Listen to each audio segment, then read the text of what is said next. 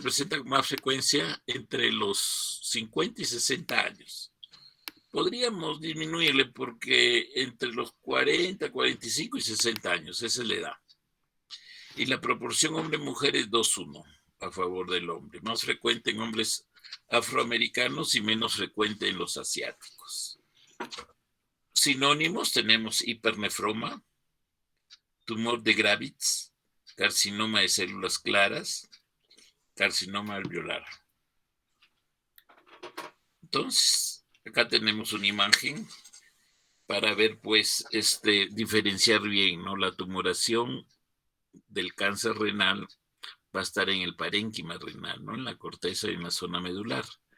Hay que diferenciarlo mucho con el carcinoma del urotelio, que a veces es bien infiltrativo el del urotelio, ¿no? Infiltra al parénquima renal y uno puede pensar que el punto de partida es a nivel del parénquima renal.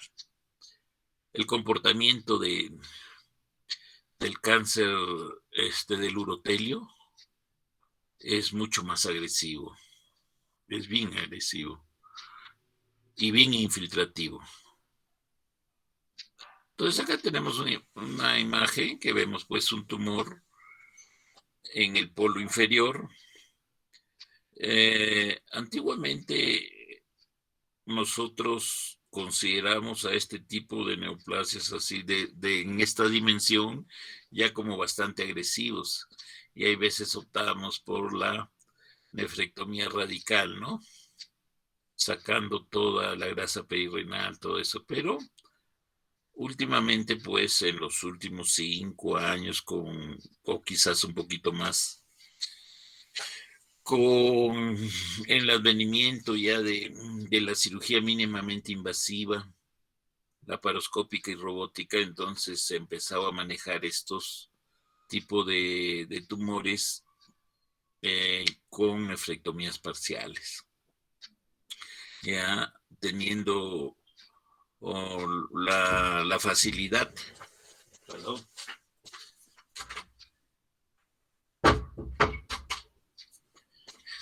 la facilidad que el crecimiento tumoral comprime y forma como una pseudocápsula que facilita de alguna manera la liberación del tumor. Corresponde entonces este tumor al 90% de los tumores renales malignos en adultos. O sea, casi la totalidad de los tumores son a células claras. En Estados Unidos existen aproximadamente 29,000 casos por año. La mortalidad es de aproximadamente 11,700 por año, muertes por año. Cuarta, quinta, sexta década de la vida, la presentación varones, proporción con mujer 2:1, mayor en raza negra. La etiología, como la mayoría de los cánceres, pues es desconocida, se relaciona con exposiciones ocupacionales, con aberraciones cromosómicas, genes supresores de tumores. Factores de riesgo, fumar cigarrillos. Esta relación es bien, por decir, bien importante, porque la mayoría de veces que hemos visto, encontramos esta relación, ¿no? Fumar cigarrillos, sobre todo los grandes fumadores, ¿no? Los grandes fumadores los consideramos aquellos que consumen más de 10 por día, más de 10 unidades. Exposición a asbesto, solventes y cadmio, obesidad, es un factor también la obesidad. Hipertensión arterial igualmente, pacientes en diálisis por largo plazo. Ciertos síndromes hereditarios como el von Hippel-Lindau, el síndrome de Burgos-Dubé y otros. Entonces, hay diferentes formas del carcinoma de células renales. Tenemos la heredada, se da mediante un gen dominante autosómico con translocación recíproca del cromosoma 3 y el 8, en el brazo corto y brazo largo, respectivamente. La enfermedad de von Hippel-Lindau, síndrome de cáncer familiar que predispone a tener tumores en múltiples órganos. Eso es lo que caracteriza, ¿no? No es exclusivo del riñón. Entonces, simultáneamente hay en otros órganos. Carcinoma renal papilar hereditario tiene predisposición a desarrollar tumores renales bilaterales, esporádica, también asociada a cambios estructurales en el cromosoma 3. En cuanto a la patología, se originan a partir del epitelio tubular renal proximal. Ya es el punto de partida, el epitelio tubular renal proximal. Se originan en la corteza y tienden a crecer dentro del tejido perirenal, causando la protuberancia característica. O sea, la mayor cantidad de veces crece hacia el borde, o sea, protruye en el borde renal. En algunas veces, y los más complicados para la cirugía, es cuando se infiltra al nivel del seno renal. Más dificultoso para operar, ¿no? Por el problema de la presencia de los vasos, ¿no? Es un tumor de color amarillo a naranja, bien característico, es bien intenso el color amarillo naranja, debido a la abundancia de lípidos. Posee una pseudocápsula.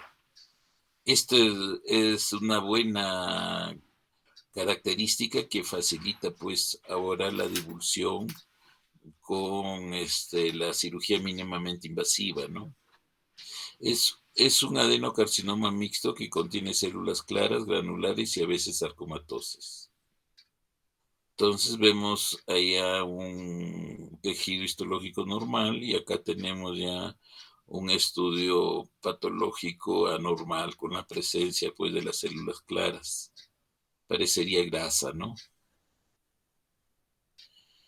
Acá en la anatomía patológica, tejido normal, aparentemente, solo en una parte del polo inferior y todo lo más comprometido con un tumor.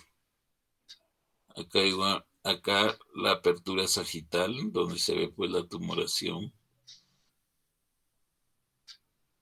Tumor con infiltración en la vena renal y cabeza es una de las características de este tumor y lo vamos a ver dentro del estadiaje, ¿no? Que no, cuando ya es avanzado tiende a infiltrar, a haber ingreso tumoral a la vena renal y hasta la cava, ¿no? Tumor en el polo superior, el ilio acá. Este es un tumor más o menos característico, ¿no? Así compromete el borde externo y aquí con cirugía mínimamente invasiva hay que tratar, aquí se mete al ilio, eso es lo que hace compleja una cirugía, ¿no? Normalmente para acceder a esta cirugía no se puede entrar pues en un estudio de una angiografía. O ahora hay metodologías en que toman muestras de los vasos, tanto arteriales o venosos. Entonces hay que hacer un buen estudio antes de ingresar a la cirugía de las variantes que pueden haber y la relación que tiene el tumor con los vasos importantes, ¿no? Carcinoma renal. Patogénesis tenemos, son tumores vasculares que se diseminan mediante invasión directa a través de la cápsula renal hacia la grasa perirrenal y órganos adyacentes, o bien se disemina por extracción directa dentro de la vena renal. El órgano más común de las metástasis a distancia es el pulmón. Otros órganos comprometidos son el hígado, el hueso, da imágenes osteolíticas, a diferencia de próstata que da osteoblásticas. Invasión a los ganglios linfáticos adyacentes, glándula suprarrenal, el cerebro y el riñón contralateral. Entonces, en el año 53, Robson propuso una estadificación y clasificación de los tumores renales que está vigente, ¿no? Y actualmente algunos la mencionan, pero el principal sistema que se sigue actualmente es el TNM. ¿Por qué? Porque va a clasificar con mayor precisión precisión la extensión del tumor y es el que más se usa. Acá tenemos la clasificación de Robson, el estadio 1, ¿no? Cuando compromete, son lesiones pequeñas que comprometen la totalidad del riñón. Son aparentemente localizados, ¿no? El 2, cuando ya infiltra la grasa perirenal, pero sin comprometer más de la mitad del riñón.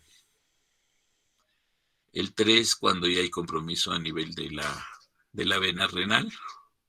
Y el 4 ya es cuando hay metástasis a distancia, no hueso, pulmón principalmente. Es el órgano más afectado y en el hueso también. Acá tenemos la clasificación ya TNM del 2002 del cáncer renal. Entonces tenemos que el TX es un tumor primario que no puede evaluarse. Hay tumor, pero no puede evaluarse. El T0, no hay ningún indicio de tumor primario.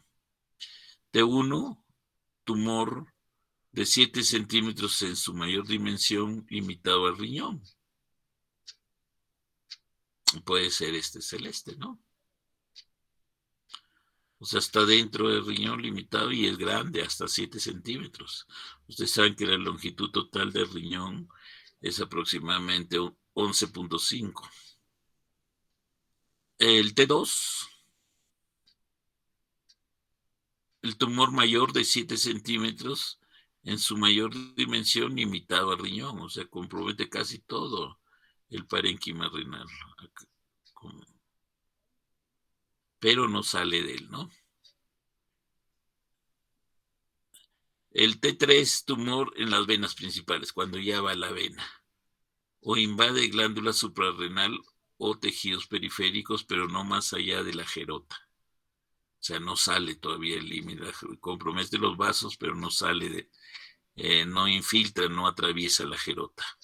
El T4 invade más allá de la fascia gerota, ¿no? Ya ha infiltrado demasiado. En cuanto al AN, a los ganglios linfáticos, NX, los ganglios linfáticos regionales no pueden ser evaluados. N0, no hay invasión a ganglio linfático regional. N1, invasión a un solo ganglio linfático regional, a uno solo. Y N2 invade a más de un ganglio linfático regional. Las metástasis a distancia, M0, no hay metástasis a distancia, y M1, metástasis a distancia, ¿no? Son los estadios más avanzados. Entonces acá tenemos los estadios, ¿no? Puede haber un estadio, pues, 1, tumor 1, sin nódulos regionales y sin metástasis, ¿no? Tumor menor de 7 centímetros en su dimensión mayor y limitado al riñón. Supervivencia de 5 a 5 años del 95%. Tienen un buen pronóstico. Estos son los que se pueden, se les hace nefrectomía parcial con procedimiento mínimamente invasivo, laparoscópico robótico, y que generalmente son detectados, pues, no por sintomatología, sino buscando otro tipo de patologías, por decir, haciendo estudios sonográficos, ecográficos del hígado y vía biliar, se pueden detectar, ¿no? En forma circunstancial. En el estadio 2, T2, N0, M0, o sea, no hay ni nódulos ni metástasis, el tumor es más grande de 7, ¿no? Tumor mayor de 7 centímetros en su dimensión mayor y limitado al riñón. Entonces sería de acá, ¿no? Grandazo, es casi compromete todo el riñón, pero no sale todavía de la gerota. Supervivencia a 5 años, 88%. El estadio 3, T1, N1, M0, o sea, con un nódulo, o también puede ser T2, nódulo N1 y sin metástasis, T3 sin nódulo, sin metástasis, o T3, N1, M0, tumor en venas mayores o glándula adrenal, fascia gerota o un ganglio afectado, supervivencia a 5 años, 59%. Y el estadio 4, T4, N0, M0, T4, N1, M0, T4, N2, M0, cualquier T, o sea, tumor, cualquier N, pero con metástasis, M1. Tumor más allá de la fascia gerota o mayor de un ganglio regional afectado. Supervivencia 5 años, 20%. Entonces acá tenemos esquematizado algún estadiaje. Mire, este es un tumor ideal, pues, un T1 para hacer una nefrectomía parcial. Este igualmente, aunque este puede estar infiltrando el hilio, este es un tumor mucho grande. Puede haber ganglios también acá, regionales, porque está bien metido el hilio. El estadio 3 ya infiltra la cápsula, y el 4 ya da metástasis a distancia, pulmón y hueso principalmente. En cuanto a la clínica del cáncer renal, la tríada clásica de hematuria, dolor en el flanco y masa palpable, solo se encuentra en 7 a 10% de los pacientes. O sea, es bien raro encontrar ya esto porque representa pues un estado muy avanzado de la tumoración del cáncer renal, ¿no? Ya no lo vamos a detectar. Ya no lo vamos a casi encontrar últimamente, ¿no? Con menos frecuencia. En algunos casos sí, sobre todo cuando el cáncer es muy agresivo, tiene un crecimiento rápido. Hemos visto, ¿no? Un paciente hace como un año, relativamente joven, 45 años, en que se hizo el diagnóstico cuando ya tenía prácticamente metástasis al cerebro, tenía él. Se ve solo en casos muy avanzados. Esa tríada clásica. Actualmente se detectan tumores renales asintomáticos en un 50% de casos por uso de la tomografía, de la computarizada y de la ecografía, ¿no? Se escribía antes también los síndromes, y puede actualmente encontrarse, ¿no? Los síndromes paraneoplásicos, la eritrocitosis. O sea, no nos llamaba la atención que los pacientes tenían poliglobulia. A nivel del mar, por ejemplo, llamaba la atención hipercalcemia, hipertensión y disfunción hepática. Se da en un 10 a 40% de los pacientes. La eritrocitosis se da por un aumento de la producción de eritropoyetina por el tumor, porque lo lógico de esperar en un cáncer avanzado, medianamente avanzado, es de que tenga más bien anemia, porque tienen hematuria, tienen disminución del estado general, ¿no? Pero podría presentarse este síndrome paraneoplásico. Datos del laboratorio: aparte de los hallazgos producidos por los síndromes paraneoplásicos, se observa anemia, hematuria y velocidad de sedimentación elevada. Esto es algo característico también, que nosotros los teníamos dentro del protocolo. La velocidad de sedimentación va a valores más de 80, 100, ¿no? Llama la atención esa. Entonces acá, en cuanto a la radiología, los exámenes pues ideales para ver el estadiaje, la tomografía computarizada y también contrastada, ¿no? El UroTem. La ultrasonografía también hace detección de tumores, la resonancia magnética y la arteriografía. También, sobre todo la arteriografía es muy importante también en la planificación de la cirugía. La pilografía intravenosa se usa en escasas ocasiones acá, ¿no? Acá tenemos pues una tumoración, aparentemente un T1, protruye sobre el borde, pero hay veces no infiltra la cápsula. Parecería por el tamaño que podría ser un T1, ¿no? Acá tenemos también tumor más grande, ya compromete la cara anterior. Y la característica típica, ¿no? Que sobresale sobre el borde renal.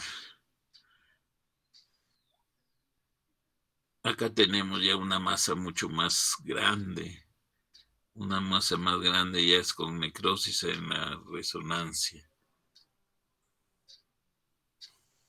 Acá tenemos ya igualmente un tumor más grande con compromiso ya vascular, ¿no? A nivel de la cava. Acá tenemos un tumor extremadamente grande ya en un estudio por resonancia. La resonancia magnética, pues, es estudio equivalente a la tomografía, pero más costoso. Ventajas para valoración de sospecha de extensión vascular. Esa es su ventaja de la resonancia, ¿no? Que nos va a dibujar la cava y ve cuando ya hay tumor a nivel de la cava o también de la vena renal. No requiere ningún material de contraste, se puede practicar arteriografía con gadolinio. Diagnóstico diferencial. Hay lesiones benignas, los angiomiolipomas dan imágenes muy semejantes, iguales que un tumor renal, de un cáncer renal.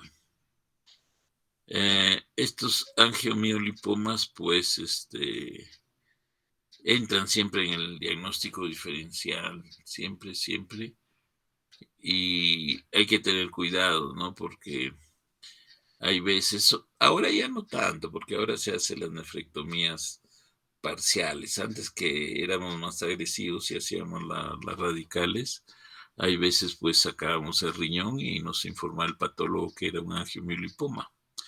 Hay veces son grandes y dan la imagen semejante, igual a un tumor renal, a un cáncer renal. Los quistes dan imágenes diferentes, ¿no? El absceso renal da imagen diferente, los granulomas y malformaciones arteriovenosas también dan imágenes un poquito alejadas de la imagen característica que da el cáncer renal. Las lesiones malignas tenemos el linfoma renal, carcinoma de células transicionales de la pelvis renal. Este es el que le decimos que hay que tenerle miedo porque es mucho más agresivo y más infiltrativo. El cáncer suprarrenal, cáncer metastásico. El tratamiento en la enfermedad localizada,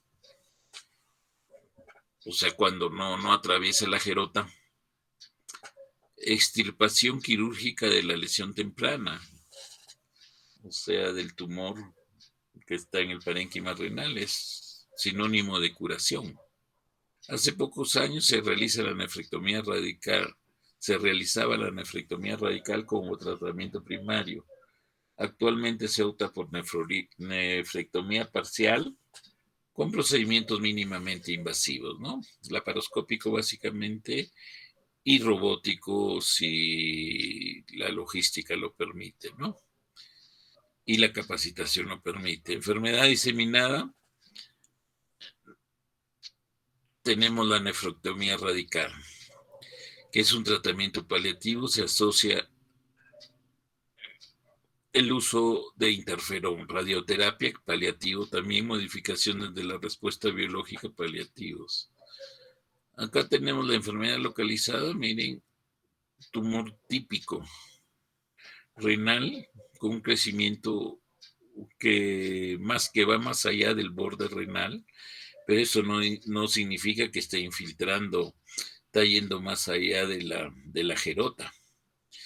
Generalmente está localizado internamente, entonces se hace lo bueno que, como les digo, el crecimiento tumoral hace de que se forme una pseudocápsula que permite la resección eh, tumoral y no es necesario hacer resección del borde sano, ¿ya? En la zona donde está la pseudocápsula y uno va buscando, separando el tejido que característicamente, como le digo, es amarillo, un amarillo naranja característico que se diferencia bastante del color del parénquima renal. Entonces ahí está ya retirado el tumor y la hemostasia. La hemostasia hay que hacerla por planos. Si no ha llegado a la vía canalicular, no hay ningún problema. Se hacen 2 planos,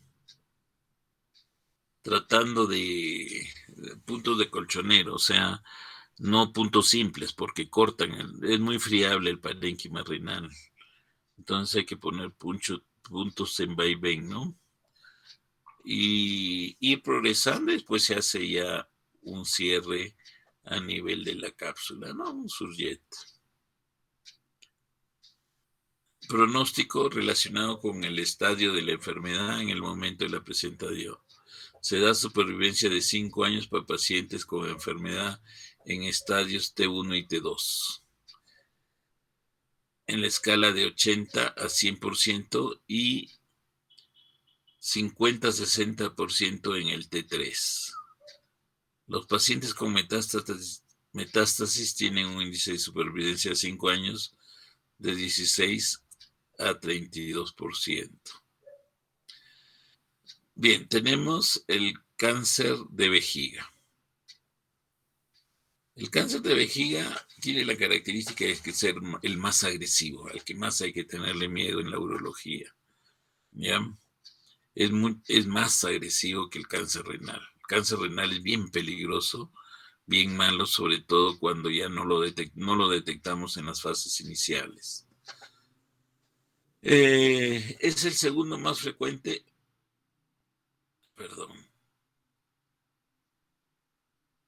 de los cánceres del tracto genitourinario. El cáncer vesical. Incidencia más alta en caucásicos que en afroamericanos. La edad promedio de diagnóstico es 65 años. O sea, se presenta en gente mayor. La relación hombres-mujeres es de 2,3 a 1. Neoplasia más maligna el aparato genitourinario, 75%, 85% confinada mucosa y submucosa.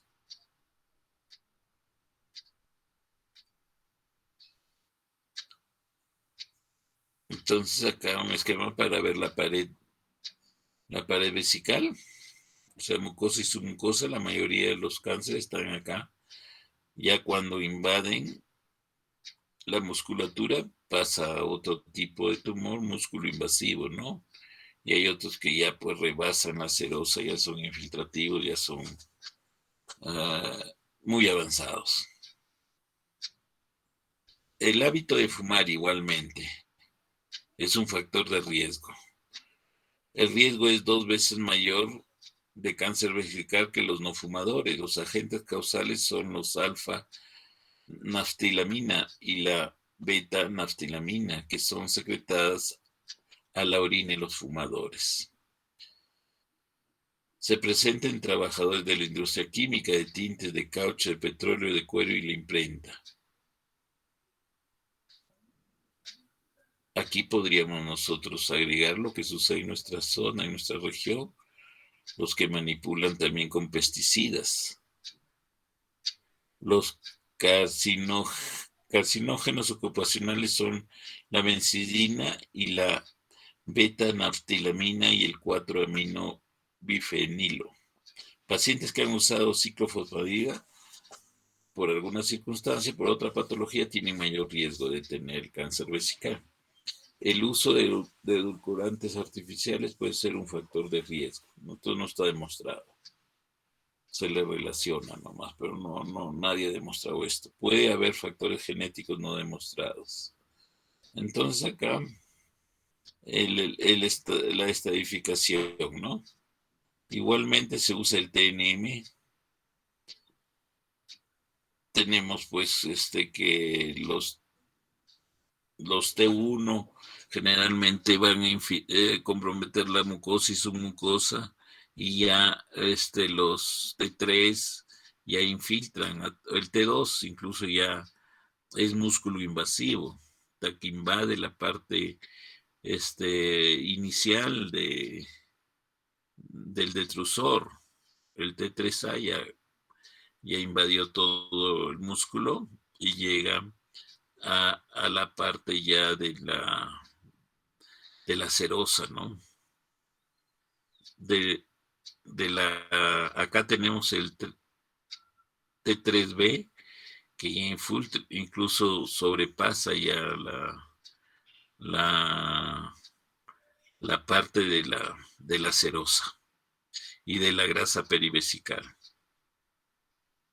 El T4 ya cuando se va a otros órganos adyacentes.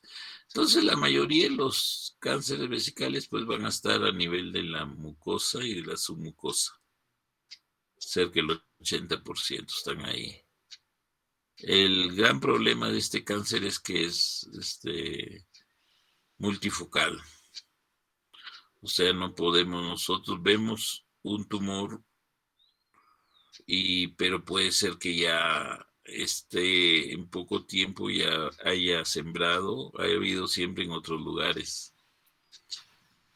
Por eso hay que siempre en el tratamiento hacer la RRTU. O sea, al mes, 6 semanas, se vuelve a hacer la resección del tumor con resectoscopios.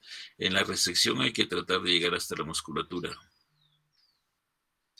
Hasta la musculatura. Esa es una buena resección. Y después de 4 semanas, hacerle la RRTU, o sea, revisar y ver si hay otros tumores. Acá se ven ya el estadiaje de mejor manera. Entonces tenemos, por ejemplo, el T1 afecta la lámina propia. El T2A afecta la muscular superficial. T2. El T2B afecta muscular profunda ya. El T3A afecta la grasa perivesical.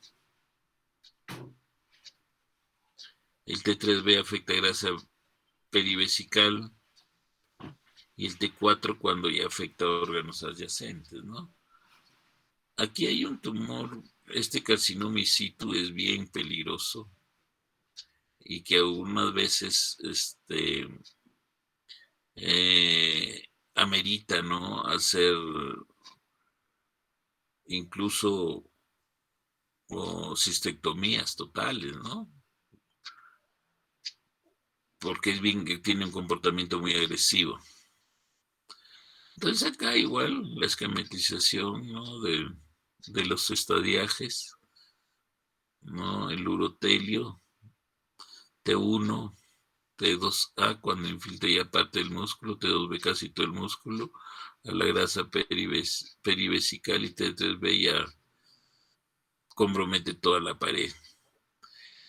3, 4B cuando va a órganos vecinos, ¿no? Histopatología, el 98% de los cánceres de vejiga son neoplasias epiteliales.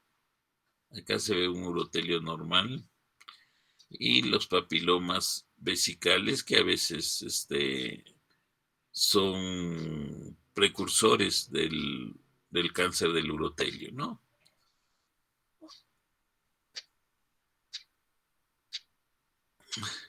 El carcinoma de células transicionales, cerca del 90% de los cánceres de vejiga son carcinomas de células transicionales. Son tumores de aspecto papilar, xerofíticos, con menor frecuencia pueden ser sésiles o estar ulcerados.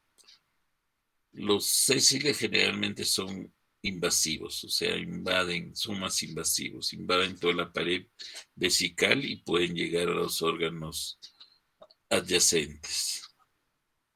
Entonces acá tenemos un carcinoma papilar, más o menos característico, típico, esto es lo que vamos a ver más. El 80% se va a ver así, exofítico, y que no llega a la mucosa y a la submucosa. No es músculo invasivo. Aquellos que son sésiles aplanados con base ancha, esos tienen una tendencia a ser más infiltrantes. Hay unos que son planos, pero acá no ha infiltrado la musculatura. Pueden haber otros planos que sí son muy infiltrantes. La mayoría de los planos son infiltrantes. Entonces acá vemos pues que el 94% de los cánceres de vejiga son carcinoma de células transicionales. El carcinoma epidermoide, en mucho menor porcentaje, adenocarcinomas y tumores de células pequeñas. Este es un tumor típico. Así es como vemos nosotros. O sea, la imagen típica de un cáncer renal, endoscópicamente, ¿no? Y el asiento donde los vamos tenemos que buscar generalmente es en las zonas perimeatales, en la zona trigonal y en el piso vesical. Raramente, pero puede estar también a nivel de la pared, o en los cuernos, o en la cúpula, o en el fondo vesical. Mira acá un tumor aparentemente de base sésil, de, de, de base amplia, y debe ser muy infiltrante ¿no? Un tumor. Carcinoma de células no transicionales son raros. El adenocarcinoma, el carcinoma de células escamosas, el carcinoma indiferenciado y el carcinoma mixto. En cuanto a la clínica, la característica pues es la hematuria, que se va a presentar en el 85 a 90% de los casos. Puede ser macroscópica o microscópica, y normalmente de curso intermitente. O sea, cuando es macroscópica, el mismo paciente refiere pues de que sangra 1 o 2 días, y generalmente la característica es de que es asintomática, es una hematuria intermitente y asintomática. O sea que se presenta, por decir, 1 o 2 veces, no da ninguna molestia, pero el paciente se ha dado cuenta de la hematuria y después se repite después de varias semanas nuevamente, ¿no? En menor porcentaje hay síntomas irritativos como poliaquiuria, urgencia y disuria. Es raro que haya esto, pero puede haber. En casos avanzados puede haber dolor óseo debido a la metástasis al hueso. En cuanto a los signos, en caso avanzado puede palparse una tumoración en el hipogastrio que es fija. Ya estos casos muy avanzados, pues imagínense que ya se palpe una tumoración. Hemos visto esto, ¿no? Hemos visto esto. Nosotros había un paciente que lo recordamos mucho, de que le hicimos una cistectomía parcial porque ya era un tumor de implantación muy grande, muy amplio, y le sacamos aproximadamente 1/3 de su vejiga, quedó con una vejiga relativamente reducida, y después de 1 año, 2 años, regresó ya con una tumoración palpable en el hipogastrio. Puede haber linfedema por obstrucción linfática pélvica. Laboratorio, presencia de hematuria que puede ser acompañada por piuria. Puede presentarse azoemia por oclusión ureteral. Esto en casos avanzados, ¿no? La anemia se produce por pérdida sanguínea crónica. El estudio de citología urinaria muestra células exfoliadas de aspecto neoplásico. Esto lo vamos a demostrar nosotros cuando solicitamos Papa Nicolau en orina, ¿no? Podemos ver células de aspecto neoplásico. En cuanto a imágenes, Tenemos que se usa más para detectar alteraciones posibles en el tracto urinario superior. Se usa la urografía intravenosa, que últimamente está siendo reemplazada por la tomografía computerizada, que es más precisa para la valoración de toda la cavidad abdominal, o sea, para ver estadiaje, ¿no? Parénquima renal y ureter.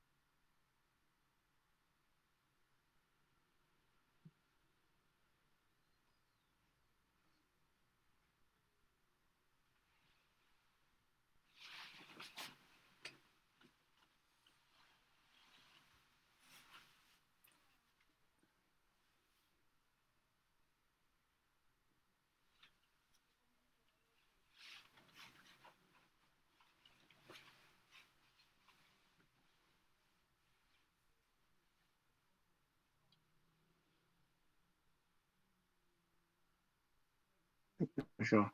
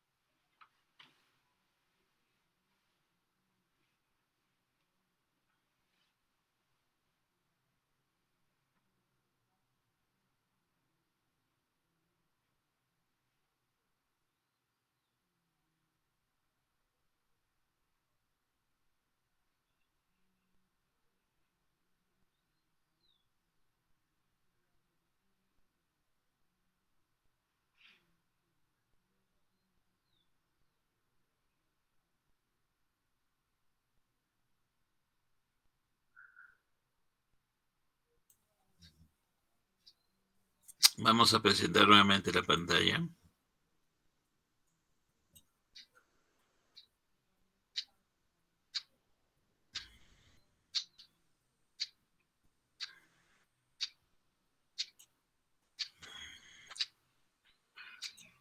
Estamos viendo, ¿no es cierto? Vamos a hablar ahora del cáncer de testículos y el cáncer de pene. En cuanto respecto al cáncer de testículo, pues en Estados Unidos se diagnostican casi 9 nuevos casos por cada 100,000 hombres, o sea, no es tan frecuente. De todos los tumores testiculares, 90-95% son células germinales, germinativas, seminomas y no seminomas. El resto son derivados de las células no germinales, o sea, las intersticiales. Tenemos las células de Leydig, del desértolo y el gonadoblastoma. La incidencia es mayor en raza blanca, le sigue la raza negra y la de menor incidencia la raza oriental, ¿no? Los individuos de clase socioeconómica más elevada tienen casi el doble de incidencia que las clases más bajas. Es un poco más frecuente en el lado derecho. Esto en relación con la presencia de criptorquidia, que es un poquito mayor el porcentaje en el lado derecho. El 1 al 2% son bilaterales. 50% de los cánceres de testículo bilaterales se presentan en hombres con antecedente de criptorquidia. 7 a 10% de los cánceres se presentan en pacientes con criptorquidia, siendo el seminoma el tipo de tumor más frecuente. La orquidopexia reduce el riesgo de cáncer si se realiza antes de los 13 años. O sea, no tiene sentido hacer una orquidopexia en mayores de 13 años porque ya se han hecho estudios que no se reduce el riesgo de presentar cáncer. Entonces es mejor hacer la orquiectomía. Entonces acá una imagen para ver, ¿no? Como generalmente son nodulares los tumores de testículo, presentan nódulos.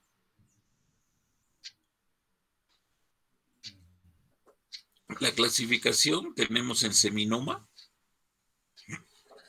y en tumores de células germinativas no seminomatosas. Incluyen a tumores embrionarios, aquí está incluido el teratoma, el coriocarcinoma, que es el más agresivo, y los tumores mixtos. La mayoría, buen porcentaje de los tumores son mixtos, no tienen exclusividad de una característica histopatológica, sino que son mixtos. Los tumores del saco vitelino producen alfa-fetoproteínas. El coriocarcinoma produce gonadotrofina humana. Estos son los marcadores, ¿no? Que hay que buscarlos cuando se sospecha de cáncer testicular. En cuanto a la patología, el seminoma representa el 35%. Hay 3 subtipos. El seminoma clásico representa el 85% de todos los seminomas, el más frecuente, y se presenta entre los 30 y 40 años de edad. El carcinoma de células embrionarias, 20%.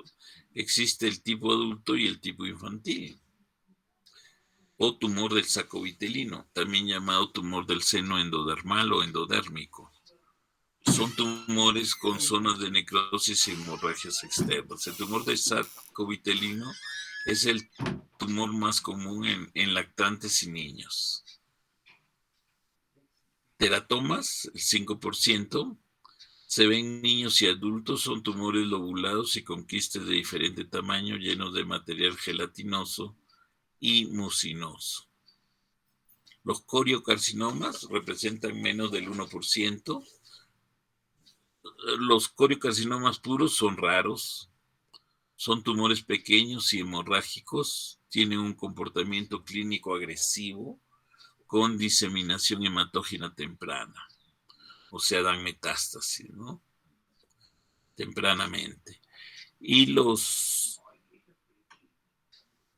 tenemos los tipos celulares combinados, que son frecuentes, como lo decimos, el 40%. Un 25% de todos los tumores testiculares está constituido por el teratocarcinoma, que es una combinación de teratoma y carcinoma de células embrionarias. Otros tumores combinados incluyen el seminoma como uno de los componentes. Representan 6% de todos los tumores testiculares. El carcinoma in situ se presenta en el testículo contralateral. al que ha presentado cáncer testicular unilateral. El diagnóstico es con biopsia y el tratamiento con radiación con gas externo. O sea, hay una posibilidad, pues, de que haya cáncer en el testículo contralateral y se hace la biopsia, se toma la biopsia. La diseminación metastásica. El cardiocarcinoma da diseminación hematógena temprana, o sea, es el más peligroso. El resto de tumores de células germinativas dan diseminación linfática, ¿ya? Básicamente a los ganglios, pues, ciliacos y periaorta pericava. Los ganglios linfáticos de los testículos se extienden de T1 a L4, pero se concentran a nivel del hilio renal por su origen embriológico con el riñón.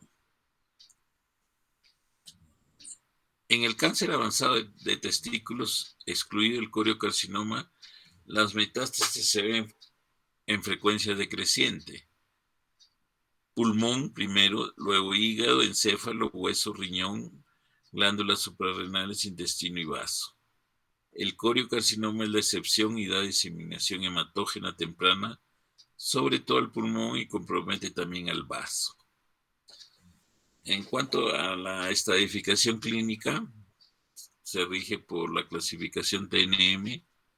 Tenemos tumor primario T, T1 tumor en testículo y epididimo sin evidencia vascular. T2 invade más allá de la túnica albuginea, coge la vaginal o tiene invasión vascular. El T3 invade el cordón espermático. En cuanto a los ganglios linfáticos regionales, tenemos N1, ganglios menores igual de 2 centímetros. N2, ganglios mayores de 2 centímetros y menores de 5. Y N3, ganglios mayores de 5. Metástasis M1A, metástasis distante presente a ganglios linfáticos no regionales o pulmonares. M1B, metástasis visceral no pulmonar. Clínica, crecimiento indoloro del testículo. Esa es una característica, ¿no? O sea, el paciente se da cuenta de que hay un cambio de consistencia, pero no le duele. Por eso a veces no le dan importancia. Entonces, hay un 10% que puede haber dolor testicular agudo debido a la presencia de hemorragia intratesticular o infarto. O sea, es poca la presentación de dolor más cáncer de testículo. Generalmente el crecimiento es indoloro. La masa tumoral suele ser firme, cierto grado de dureza, diríamos, ¿no? Se diferencia bastante con las características del testículo, ¿no? Es mucho más duro. Sin llegar a ser pétreo, no es un duro consistente. Y no duele la palpación. El epididimo está libre. El hidrocele puede acompañar al tumor testicular y puede ocultarlo. La ginecomastia se presenta en 5% de los tumores de células germinales, pero se presenta mucho más en un 30-50% en los tumores de las células de Sertoli o de Leydig, o sea, las intersticiales, ¿no? Acá tenemos, miren, el testículo normal y un testículo tumoral.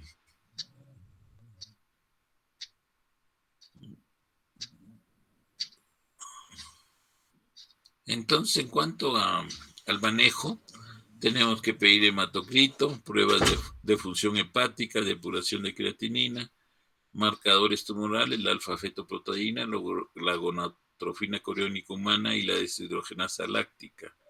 La alfa-fetoproteína es una glucoproteína, nunca está presente en seminomas. No está presente en seminomas. La gonadotrofina coriónica humana, glucoproteína, también tiene su unidad alfa y beta. Entonces, nosotros nos interesa la beta. Un hombre normal no tiene concentraciones significativas de gonadotrofina coriónica humana en fracción beta, aunque suelen estar más altas en los tumores de células germinales no seminomatosos. Las concentraciones de gonadotrofina coriónica humana pueden estar elevadas hasta en 7% de los seminomas. La deshidrogenasa láctica es una enzima celular. Su elevación en suero se relaciona a la presencia de tumores de células germinales no seminoma y también pueden estar elevadas en el seminoma. Imágenes, la ecografía ayuda, sobre todo el ecodoppler, ¿no? Que ve la vascularización aumentada a nivel del nódulo tumoral. Luego de la orquiectomía inguinal, ya con diagnóstico definitivo, debe realizarse la estadificación clínica, hacer radiografía de tórax, TAC, abdomen pélvico. O sea, la urgencia siempre es pues sacar el tumor y después hacer el estadiaje, ¿ya? Diagnóstico diferencial: epidemorquitis, hidrocelia, espermatocelia, hematocelia, orquitis granulomatosa tipo TBC, quiste epidermoide localizado bajo la túnica albuginia. Acá tenemos pues imágenes de ecografía testicular Doppler donde se ve pues un nódulo tumoral. Probablemente la palpación es más duro que el parénquima testicular normal. Acá igualmente una tumoración grande. Y se ve pues la mayor vascularización de la tumoración. Acá una microlitiasis asociada a tumor testicular. Esta asociación no ha sido demostrada, ¿no? Pero nosotros nos queda todavía el recuerdo de esta asociación, aunque actualmente las guías ya prácticamente descartan esta posibilidad, ¿no? Descartan esta posibilidad, pero nosotros, de todas maneras, la asociamos siempre a la micro con un aumento de la probabilidad de presentar tumores testiculares. Probablemente las microlitiasis más floridas, más, o sea, con mayor presentación de litiasis, de microlitiasis, ¿no? Acá tenemos un carcinoma embrionario que muestra lesión hipoecoica. Es lo típico, una lesión hipoecoica, con aumento de la vascularidad y la irregularidad de la tumoración. Entonces, en el efecto Doppler se ve mayor vascularización. Acá vemos una tomografía computerizada con nódulo metastásico a nivel del pulmón. Imágenes grandes ganglionares en el mediastino. Tratamiento: la orquiectomía radical, que es de inicio. Evitar procedimientos escrotales, o sea, evitar biopsia testicular al máximo. El procedimientos escrotales también está incluido, pues, estar palpando, ¿no?, el testículo varios médicos, examinadores o estudiantes, ¿no? Lo debe palpar uno nomás. Y no hacer biopsias testiculares. El tratamiento adicional depende de las características del tumor, además de la etapa clínica. El seminoma es muy radiosensible, eso es algo bueno. El 95% de los seminomas en etapa 1, confinados al testículo, se curan con orquiectomía radical e irradiación retroperitoneal. Luego se hace vigilancia por 10 años, usándose marcadores tumorales. Además, hacer una TAC abdominal y pélvica, radiografías torácicas. Si no hay respuesta a la radiación, se usa la quimioterapia. Los seminomas voluminosos o con alfa-fetoproteínas elevadas deben recibir quimioterapia primaria y la respuesta es efectiva en el 90% de los casos. Los tumores de células germinativas no seminomatosas en etapa baja o confinados al testículo deben incluir linfadenectomía retroperitoneal.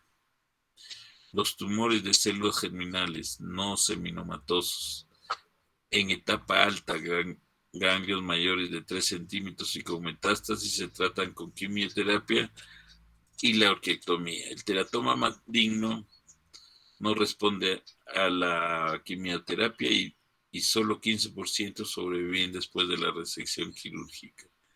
Acá se ha hecho una orquiectomía radical, entonces hay que hacer una incisión, han hecho una incisión bastante grande a nivel inguinal,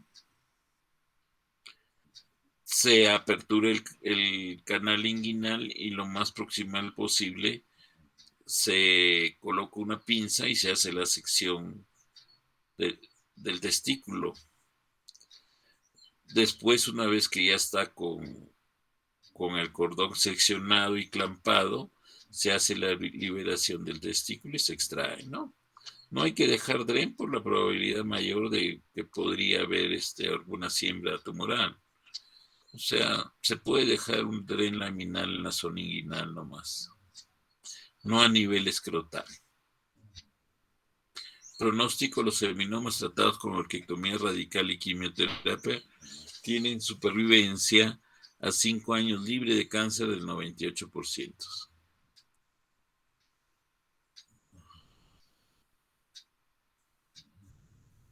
Para los localizados en el testículo y 94% para los que tienen ganglios linfáticos retroperitoneales menores de 2 centímetros. Entonces aquí, aparte de la orquiectomía radical, se debe contemplar la radioterapia, ¿no? Externa, complementaria. La supervivencia de pacientes con tumores de células germinales no seminoma tratados con orquiectomía y linfadenectomía retroperitoneal en cáncer localizado de testículos es del 96 al 100%. En cánceres con compromiso retroperitoneal voluminoso y metástasis tratados con quimioterapia más cirugía tienen supervivencia 5 años libre de cáncer de 55 a 80%.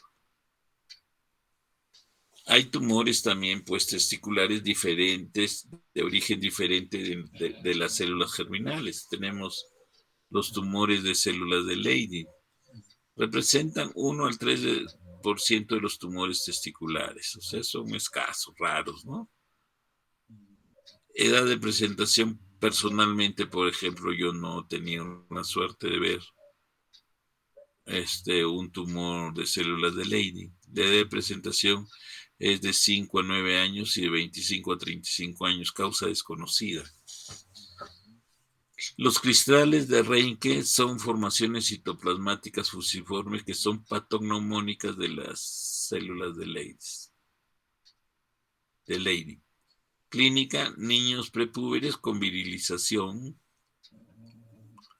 Los adultos presentan ginecomastia en 25% de los casos. En niños los tumores son benignos y en adultos solo el 10% son tumores cancerosos. En laboratorio están elevados los 17 cetoesteroides en suero y orina, así como los estrógenos. El tratamiento de la orquiectomía radical. En caso de lesiones malignas debe realizarse una linfadenectomía retroperitoneal, ¿no? Los tumores de células de Sertoli son aún más raros. Menos del 1% de los tumores testiculares se presentan en menos de un año y en varones de 20 a 45 años. Solo 10% de casos son cancerosos. Los niños se virilizan y los adultos presentan ginecomastia en 30% de los casos. El tratamiento es la orquiectomía radical. Si hay cáncer, practicar linfadenectomía retroperitoneal. Los gonadoblastomas solo representan el 0,5% de los tumores testiculares, edad de 5 a 70 años. Cursan con disgenesia gonadal, pueden ser mujeres fenotípicas, hombres con criptorquidia o hipospadias. El tratamiento igualmente es la orquiectomía radical. Tenemos el cáncer de pene. El cáncer de pene también es infrecuente, solo se presenta pues en sociedades en que hay abandono, ¿no?, de la prevención, de los servicios básicos, los malos sistemas de salud con poco acceso de los pacientes, ¿no? Poco acceso al servicio de salud. Entonces ahí se puede presentar también cuando no hay prevención, hay mala higiene. Está asociado básicamente el cáncer de pene a la mala higiene. Entonces nosotros, pues, y Bolivia y Brasil somos los abanderados en la presencia de cáncer de pene en Sudamérica. Menos del 1% de los cánceres de los hombres. O sea, es bastante infrecuente. Edad entre 50 a 60 años relacionados a la mala higiene y no se presenta incircuncidados. Es una característica, ¿no? La raza judía, por cuestiones de rituales religiosos, ellos realizan la circuncisión en neonatos y no tienen, es una raza que no tiene cáncer de pene.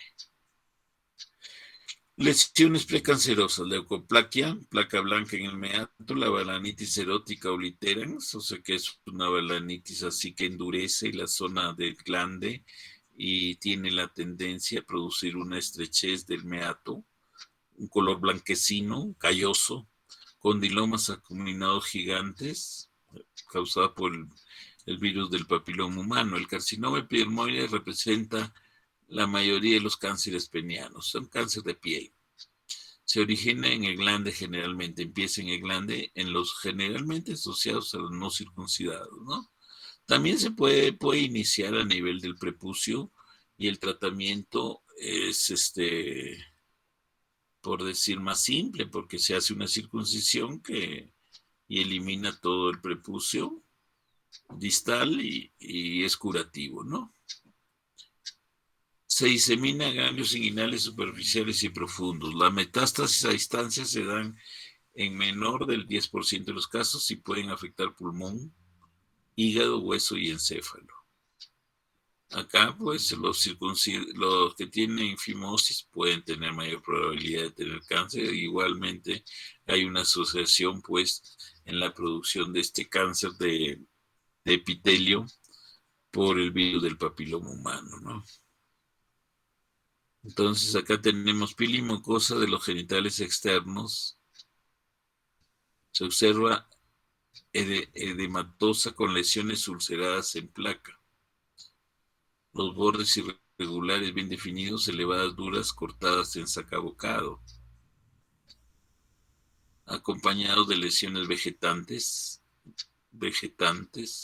con en glande y en el cuerpo del pene con secreción purulenta y fétida. Esa es la característica, ¿no?, de que estos cánceres siempre tienen sobreinfección, ¿no?, y dan un olor pútrido característico. Acá tenemos un cáncer de pene, más bien de otras características, ¿no? De otras características, un poco más limpio, entre comillas. Podría haber estado asociado a una balanitis erótica. Acá tenemos unas lesiones iniciales, aunque acá ya está comprometiendo el glande y parte del tronco distal, ¿no? Entonces, lesión inicial, fimosis más condiloma verrucoso. O sea, aquí la fimosis a veces esconde al tumor. Ya, la fimosis esconde al tumor. Hay que liberar la fimosis y vamos a nosotros a ver el tumor en toda en su plenitud. En cuanto a la estadificación de Jackson, etapa 1, cuando compromete solo al glande o al prepucio. Etapa 2, cuando compromete al tallo peniano. Etapa 3, metástasis operables en ganglios inguinales. Etapa 4, va más allá del tallo del pene con metástasis inoperable inguinal o distante. En cuanto a la clasificación TNM, es la vigente, ¿no? La que se utiliza más. La clínica, lesión inicial como induración. La lesión se inicia como una induración o eritema o ulceración o un pequeño nódulo o un crecimiento exofítico. Como les digo, hay veces la fimosis no deja ver eso. Entonces, pero si tenemos la oportunidad de hacerle una liberación y exponer el glande, entonces ahí vamos a ver este tipo de lesiones, de inicio de lesión, ¿no? Presenta dolor, es una característica de este cáncer de pene. El paciente se queja de dolor, secreción purulenta, disuria y hemorragia. Más del 50% de los casos tiene adenomegalia o adenopatía inguinal que es secundaria a inflamación o diseminación metastásica. Un buen porcentaje es solo por infección, o sea, grandes adenomegalias pueden estar relacionadas solo con proceso inflamatorio. En imagenología, solicitar radiografía de tórax, gammagrafía ósea y TAC del abdomen y pelvis. El tratamiento, primero hacer biopsia de la lesión primaria para el diagnóstico de cáncer. Si lesión es en prepucio, solo hacer circuncisión. O sea, si está libre el glande, solo hacer circuncisión. Si lesión es del tallo distal, o sea, el tronco o tallo distal, hacer penectomía parcial. Si lesión llega al tallo proximal, hacer penectomía total con uretrostomía perineal, o sea, liberar la uretra y abocarla en la zona perineal. Si hay ganglios inguinales, un 50% es por inflamación. Por eso dar tratamiento a lesión primaria unas 6 semanas con antibióticos orales de amplio espectro. Si persiste la lesión, pensar en metástasis. Y debe realizarse linfadenectomía ilioinguinal bilateral. En caso de tumor inoperable y metástasis se usa la quimioterapia. Entonces aquí tenemos pues se ha realizado una penectomía parcial, probablemente por compromiso del glande únicamente o la zona del tronco distal.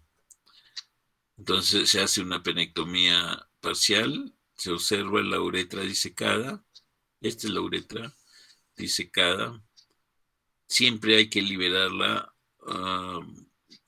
un poco más larga que los cuerpos cavernosos, 1 centímetro aproximadamente.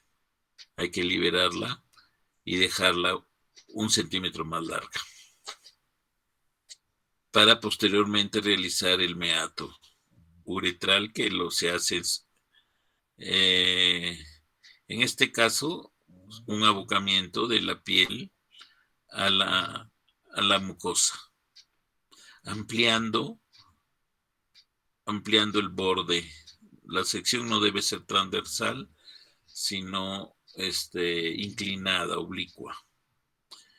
Cuerpos cavernosos y uretras sin alteraciones macroscópicas, son de caracteres normales aquí. El tejido que estamos viendo es normal. Y después se hace el cierre. Acá se ve cómo se ha ligado la vena dorsal del pene, o sea, cauterizado. Es una vena muy importante. Hay que ligarla y hacer un cierre de piel a piel, piel, dejando expuesto la zona en que vamos a hacer el neomeato con afronte entre piel y mucosa, ¿no? Incluido el cuerpo esponjoso, ¿no? Está ahí, la uretra está al medio y el esponjoso está al lado.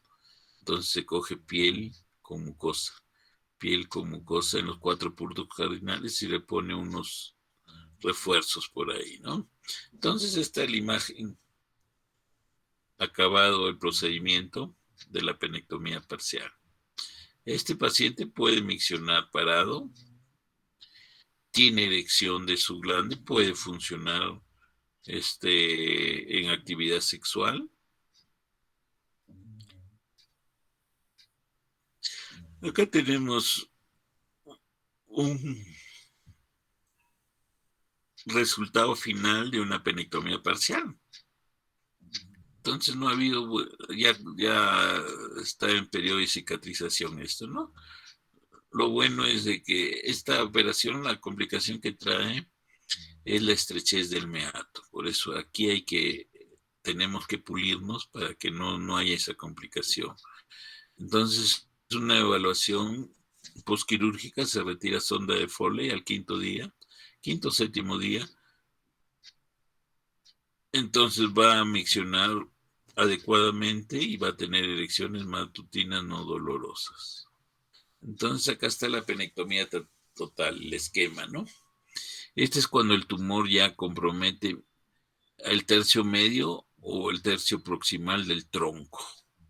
Entonces hay que hacer una incisión. Previamente se aísla. Como es un tumor infectado, se le aísla con una gasa o mejor con un guante, ¿no? Con un guante se le aísla y se empieza a hacer la incisión acá circular en la base del pene y con una ampliación hacia abajo. Entonces se libera los cuerpos cavernosos. Se liberan los cuerpos cavernosos.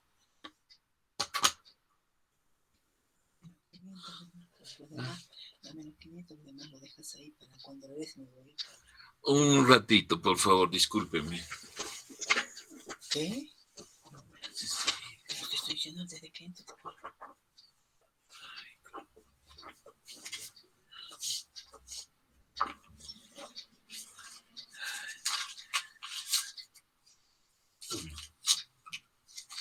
¿Y ella cuánto te dejó? 3. Allá. Deja hacer resto de amor. 800 metros de vuelta. 770.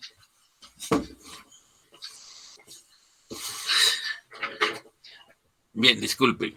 Entonces, como estábamos viendo, la penectomía total, entonces la clave también es liberar bien el cuerpo esponjoso que está incluyendo la uretra. Hay que dejarla un poco más larguito siempre. Y la separación de los cuerpos cavernosos a veces es complicado. Entonces acá se están liberando los cuerpos. A veces hay que dejar parte de cuerpos cavernosos. Hay que despegarlo y monta al cuerpo esponjoso, ¿no? Entonces después se pasa la uretra, o sea, el cuerpo esponjoso se pasa a la zona perineal. Se le pone un punto, como se ve acá, y con una pinza se jala a la zona perineal, se amplía la boca, se le hace una incisión oblicua y se le amplía un poco más porque la complicación principal es la estrechez de meato. Y aquí el problema a veces es que el escroto, por el peso del testículo, cae y ocluye la zona del neomeato perineal. Entonces hay que recortar un poco de escroto y en forma firme poner puntos fijándolo hacia la parte superior, ¿no?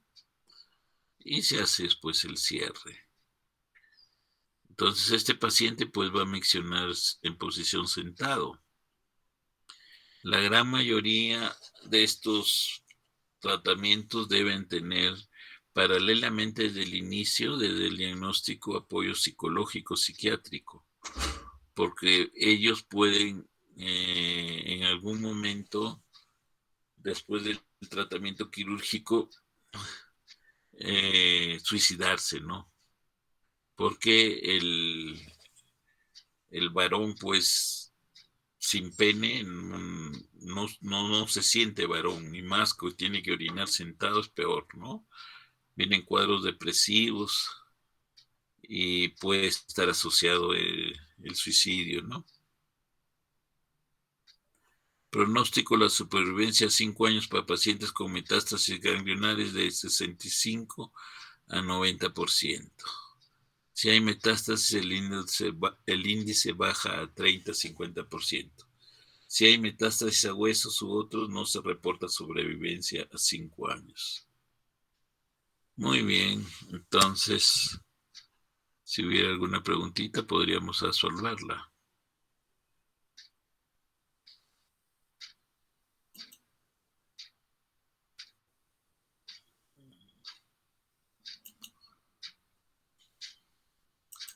¿No hay preguntas?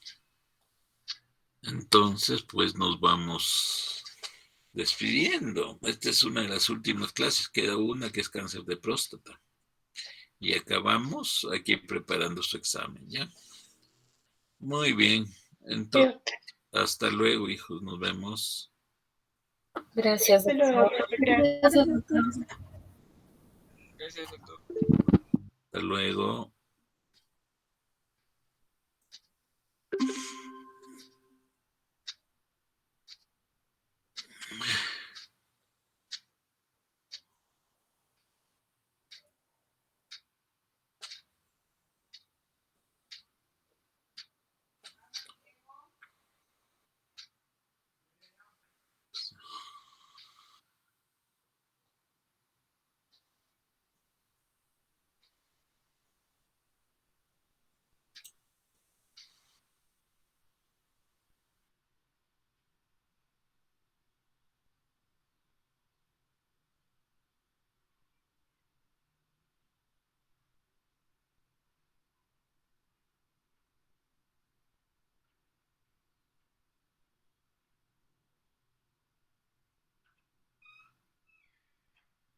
Voy a bajar caminando más del cole a la casa.